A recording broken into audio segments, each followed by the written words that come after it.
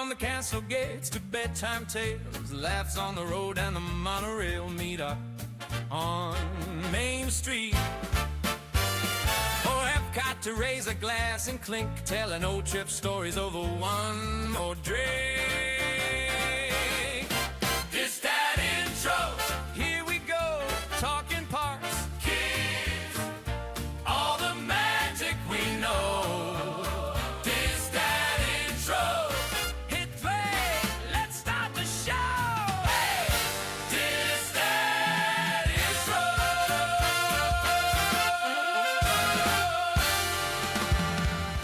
Welcome to DisDad Intros, the show where we get to know the voices, stories, and Disney passions behind the DisDad Club.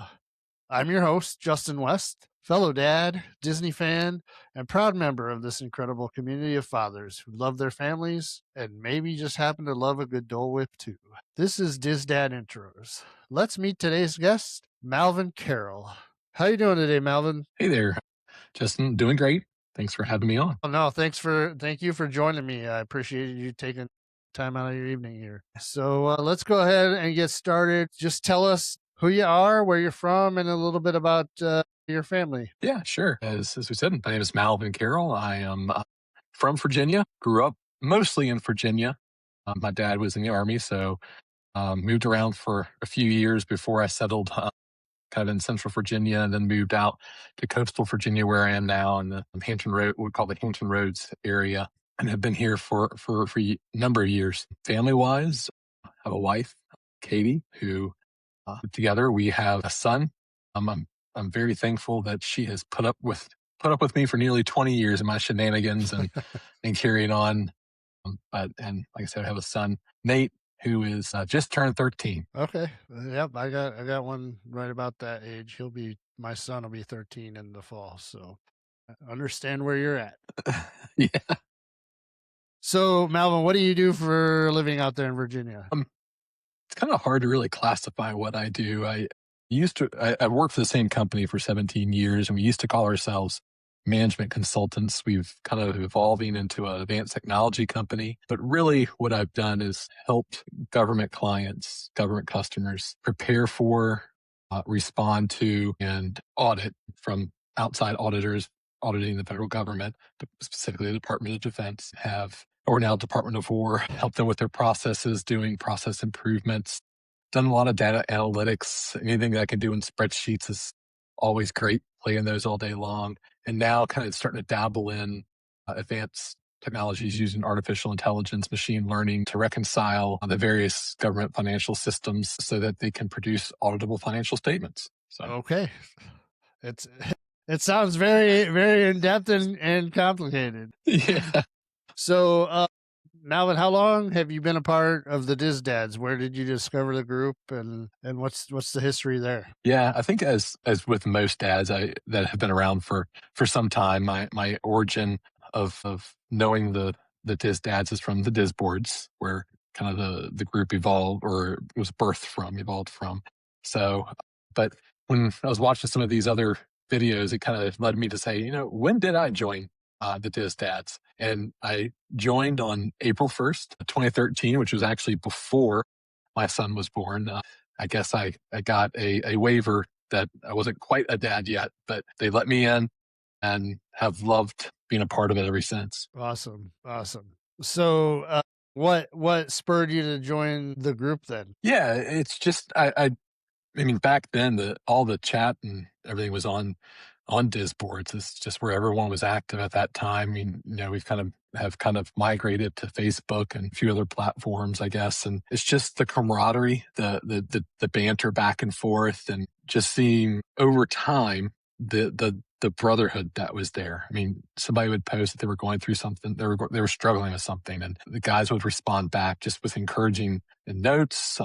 Let them know that they were thinking about them, praying for them. And they just seemed like sincere, nice guys that I'd want to hang out with around a barbecue or a fire pit at some point, but just doing that virtually. Yeah, I can echo those remarks.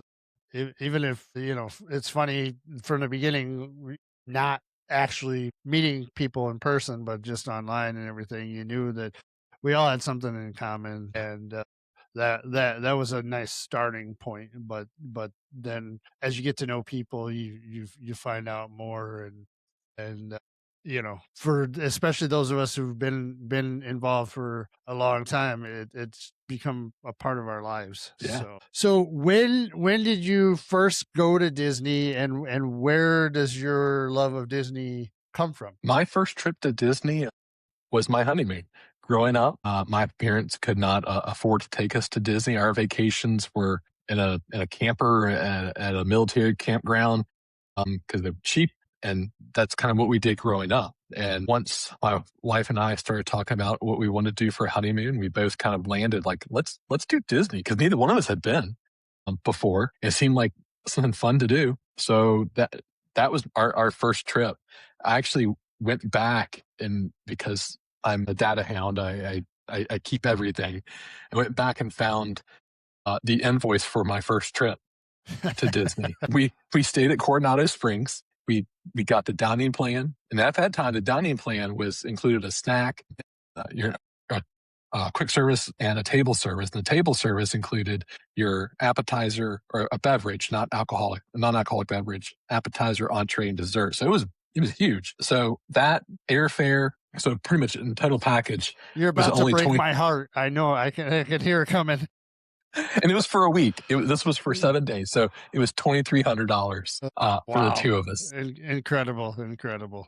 And and it also included the photo pass, just one other thing. But yeah, so I mean, what I guess inspired my love of Disney was just, I mean, I did grow up watching Disney movies and watching the Sunday evening programs. But what I think drew us to Disney was because, one, it was kind of all inclusive, a vacation there. It was within our budget, and we both liked theme parks and amusement parks. So then once we went, we were hooked. That kind of solidified it.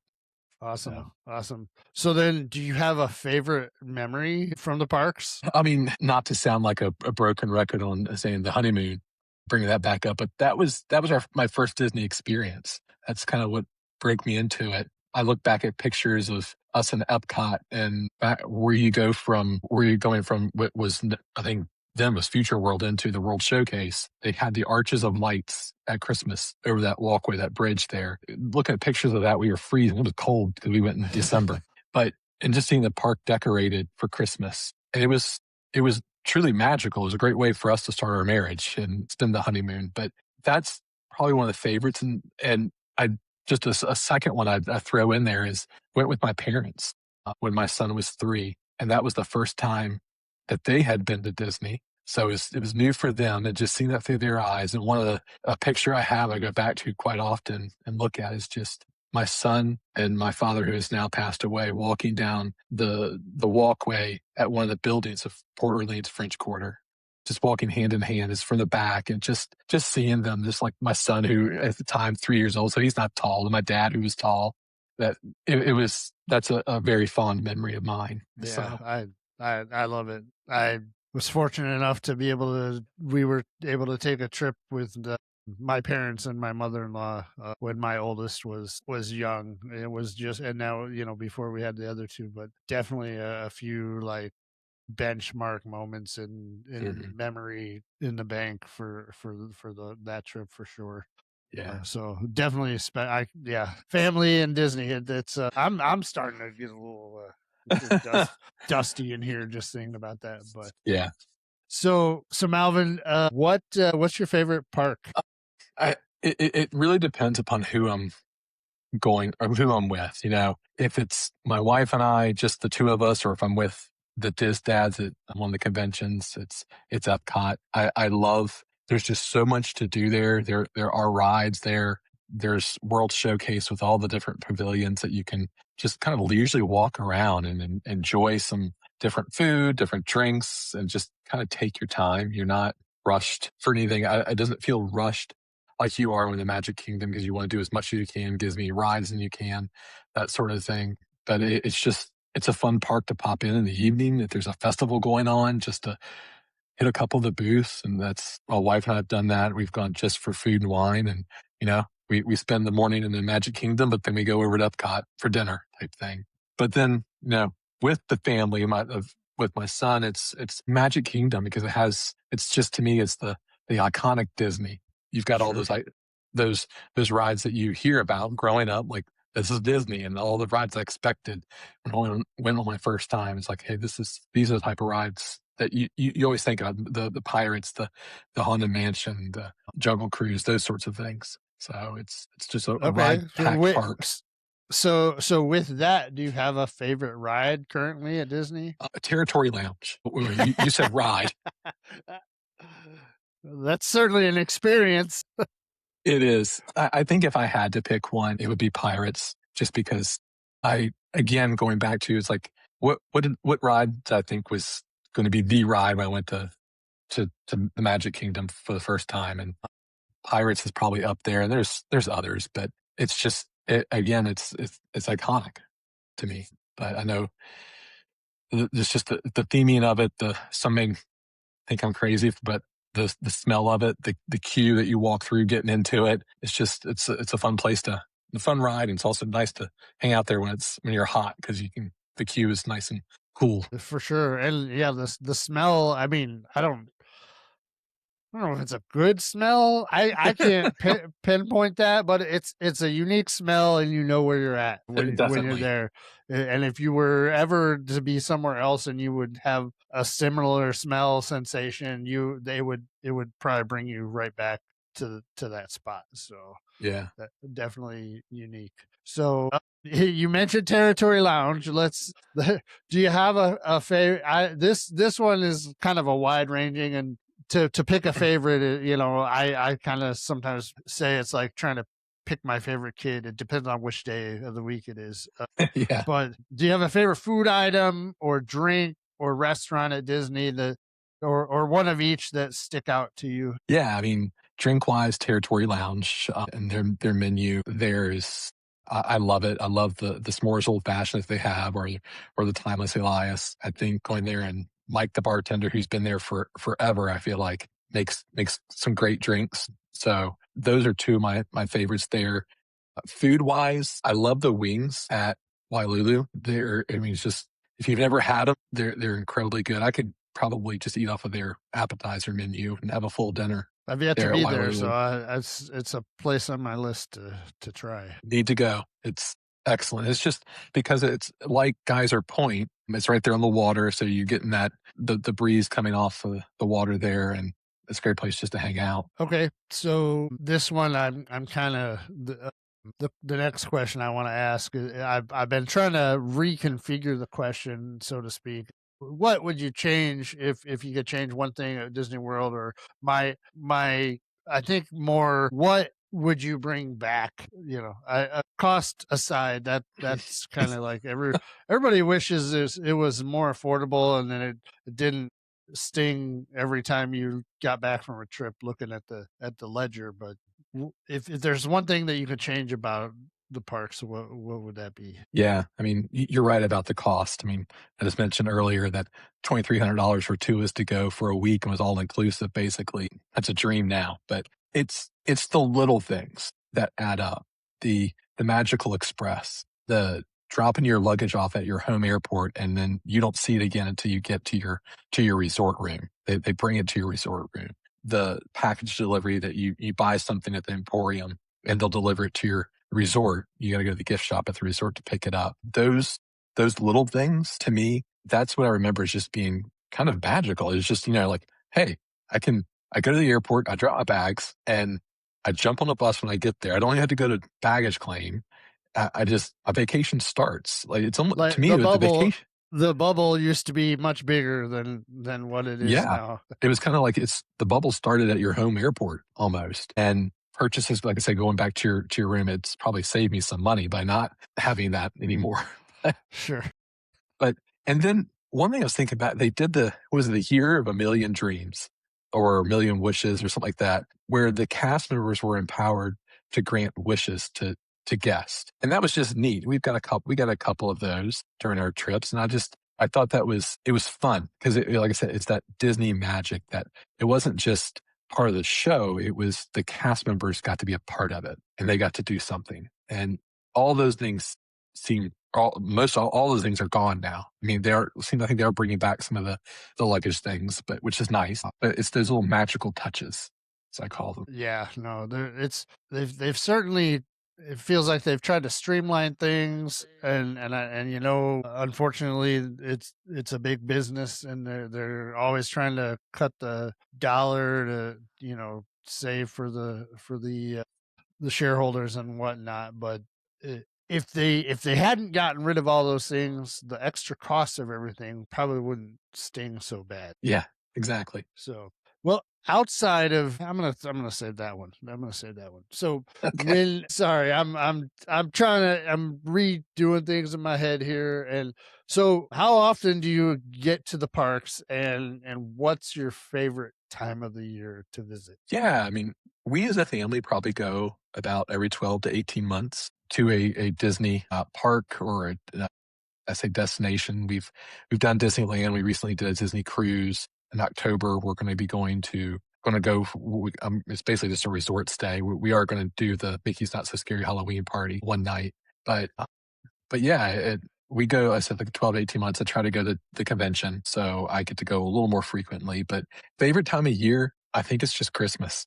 We'll see what happens in October when we go and experience the Halloween. But it's just going in and seeing all the resorts decorated, seeing all the parks decorated for Christmas. It's just a fun time. I mean, I love Christmas, so it's just a great way to celebrate. Yeah, cool. I haven't really been there during Christmas. About the most I can say is being at the DDC, one of the DDCCs, and running the half marathon, seeing the castle lit up. That's Mhm. about the most Christmas that I've experienced there. But I have experienced the fall and Halloween party a few times, and I can say that it's pretty cool. Yeah, we're looking forward to it. Not necessarily cool. It can be very hot still that time of year, but We'll see. Yeah, yeah, I sweated my butt off dressed up as one of the trolls from Frozen at the Halloween party. But it's a good time. It's a good time. cool. Okay, so you mentioned DDCC. How often have you been able to go? And tell us a little bit about your experiences with DDCC. Yeah. My first one was 10, DDCC 10. So coming right out of COVID. And I've been to everyone since and plan on going for 15. But it's it's akin to a family reunion. We call ourselves a brotherhood, and that we spend all year long chatting with one another on Facebook, on now Facebook, or in other forms of messaging. We get together sometimes throughout the year. If we're in somebody's hometown, if somebody's coming through my area, or I'm going to take them out to dinner. I've been to other areas where dads live, and they've taken me out, that sort of thing. You get together, but DDCC is, like I said, it's a family reunion of the brotherhood, where we can come together and hug each other's neck for a second, hang out, and just spend time together, because it's truly meant a lot to me. The DisDads, it's a pretty awesome group when we say that brotherhood, because we encourage one another. We're there when we have someone when you have a family member die. When my father passed away, the guys were there. They were sending me messages and checking on me, that type of thing, especially ones that recently went through it. And all that's virtual, but then you get to see each other, like I said, in January for a couple nights, several nights, and just hang out. And it just kind of brings all that together. Yeah, I couldn't agree more. I like, sometimes it might not be cool to say, but like, men in general don't always foster the best friendships or talk, but this is truly a place where we can lean on each other, and it's a special thing in my life. Definitely have several like good friends that, if things were going sideways, it's a safe place to, to vent, and just let people know you're struggling if that's the case, but also to share in the wins and the joys of life too. Mhm. And that's kind of one of the really cool things about the group. Absolutely. So you mentioned you're coming down 15. It'd be good to see you there. I haven't been able to come to as frequently as I would like, but I'm definitely coming down this next year. Awesome. I was looking at flights this morning, so haven't booked anything yet, but it'll happen in the next few days. Outside of Disney, what are the things that you like to do? What kind of hobbies do you have? Tell us a little bit about that. Yeah, I'm a big smoker of meats and anything that can go on the smoker, I'm going to put on there and try it. Grilling, griddling on a flat top. We're heading to the beach here in a couple of weeks. I just bought a portable griddle so I can carry down there and cook dinner. Oh, cool. So I love doing stuff like that. Cooking outside, it's fun. I definitely should say we, because it's a family project to make bacon several times a year, to smoke the pork belly, and we'll cure it and smoke it and slice it and package it and finally enjoy it. So I know a couple of the DisDads do that as well. It's a fun project to do. But I'm also a bit of a get into home automation. I think I probably overcomplicated some things just in the sake of creating some automations. But thankfully, Katie, my wife, is allowing me to do it, and she lives with it. She goes, "Why can't we just flip the switch?" I was like, "Because it's more fun to do it this way." But it becomes kind of a black hole once you start like diving into it. But then getting in, using AI to help do some of that and do some more complicated automations, help me create the code for that. And my son's getting involved in it too now. So that's a fun project to kind of sit alongside with him and show him what I'm doing and let him do some stuff as well. So cool. Yeah. Cool. Well, I've been kind of throwing this one out. I guess it's probably not much of a surprise at this point, this question, but I'd like to throw it out here at the end. Is if there's one tidbit or fact or secret that you wanted to throw out to the group about yourself that people probably don't know, maybe just one or two guys know about it, or what that you have about yourself, what would? Well, I'm glad you asked me and not some of the other guys, because especially I typically at the DVC, at the conventions, I stay with a couple the same guys, and they would tell you that I'm pretty uptight about the dishwasher loading. It has to be done a certain way. But in all seriousness, despite appearances, a lot of times I'm an extreme introvert. Unless I know the group of guys well, I'm just going to kind of go my own little bubble and sit there and be quiet.